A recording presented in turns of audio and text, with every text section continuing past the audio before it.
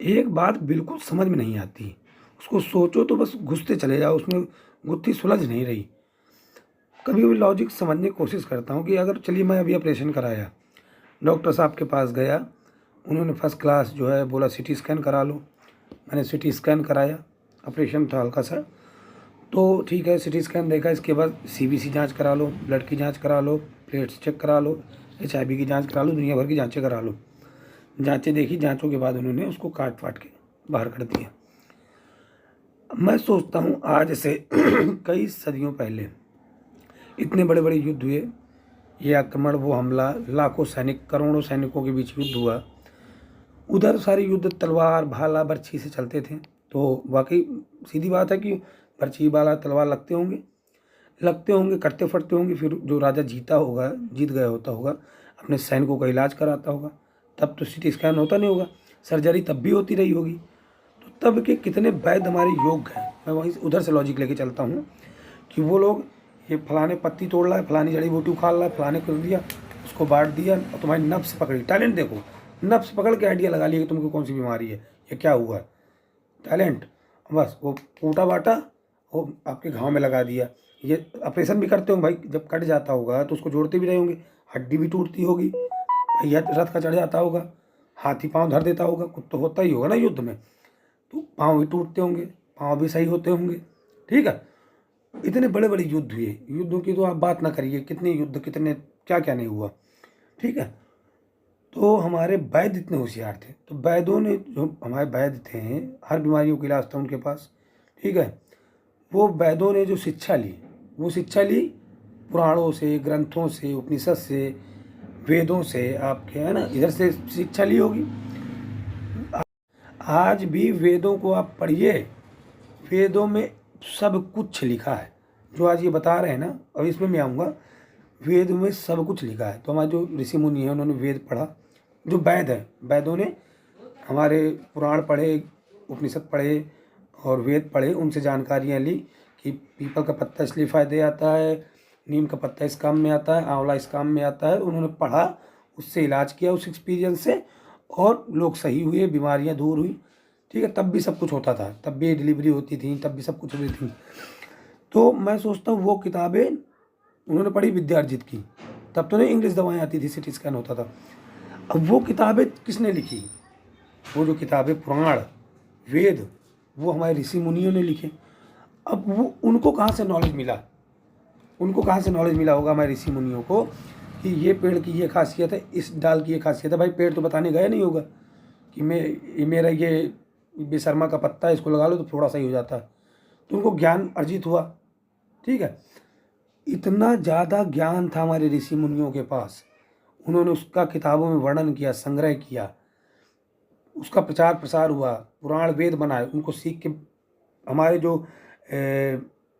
Doctors कह लीजिए, पुराने ज़माने के वैद्य कह लीजिए, उनको नॉलेज मिला। वो किताबें जला दी गई, और ऐसे नहीं जला दी गई, वो अंग्रेज आए, मुगल आए, ये सब लोग आए ना, जो आज कहते हैं इंग्लैंड ने वो आविष्कार किया, अभी उसमें भी आता हूँ। अमेरिका ने इसका आविष्कार किया, लाइट का उसने किया, इंजन का उसने किया, फ्लाइट का उसने किया, ऐसा उसने किया, ऐसा कुछ भी नहीं है। अब इसमें अगर चर्चा कोई करना चाहे तो बैठ के चर्चा हो। तो उन्होंने क्या किया, इधर से ज्ञान लिया, उसको इंग्लिश में डब किया, किसी ने अपना उर्दू में, किसी ने फारसी में, किसी ने जर्मन में, उसको डब करके इधर से उठा के और गोल, और इधर की पूरी संस्कृति, उन्होंने उसको ज्ञान को लिया, उसको बाहर ले गए और इधर जाके उसको जला दिया, पूरा ज्ञान नष्ट कर दिया। अब हम उनकी बनाई आंवला को ठोक के, वो लोग भी साला विटामिन सी की कैप्सूल बना रहे हैं, वो हमको दे रहे हैं, हम विटामिन सी की कैप्सूल खा रहे हैं, और जब जाके उनको अर्निंग हो रही। आज वो हमको बता रहे E = mc², आज वो हमको ग्रेविटी का नियम बता रहे हैं, आज वो हमको जो है न्यूटन के लॉ बता रहे हैं। अरे यार, आप सबको पता है, कोई बड़ी बात नहीं मैं बोल रहा हूँ, हमारी हनुमान चालीसा ने, आपको सबको पता है कि सूर्य की दूरी आज से लाखों वर्ष पहले बता दी है। ठीक है, हनुमान चालीसा अभी नहीं बनाई गई। ठीक है, ऐसे ऐसे कई साक्ष्य हैं। हमारे जो पंडित जी हैं, जिन्होंने कभी साइंस पढ़ा नहीं, वो पंडित जी को पता होता कि पीढ़े में बृहस्पति को कहाँ बनाना है, सूर्य किधर रहेगा, ये चांद कितनी दूरी पे होगा, चांद का आकार क्या होगा, बृहस्पति का बड़ा आकार होगा, चांद का छोटा होगा, सूर्य का ऐसा होगा। ये तो कभी गए नहीं, इनको किताबों, संस्कृत की किताबों से नॉलेज आया। वो किताबें किसने लिखी? मतलब हमारे ऋषि मुनियों को तब पता था कि बृहस्पति बड़ा है। ठीक है, आज जो ये बता रहे हैं, हज़ारों साल पहले बताया इन्होंने।